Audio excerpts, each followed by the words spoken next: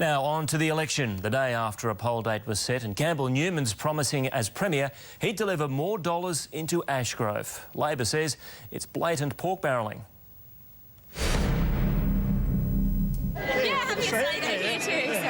The Ashgrove opponents were on song at a local citizenship ceremony.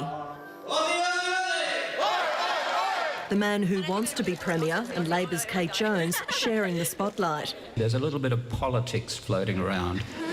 Mr Newman's pitch that as Premier, Ashgrove will benefit more than if he was just an MP, which he's not yet. Well, there's certainly, I think, an advantage for any electorate at any time if you've got the Premier as your advocate, and particularly I think that's important for people to consider.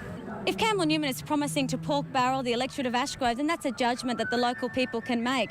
Public holidays don't stop the politicking in Ashgrove. Attendees at this function advised to check their enrolment details. The LNP leader claims because an election date is set, Premier Anna Bligh's campaigning using the government jet to go to next week's Cyclone Yasi ceremonies.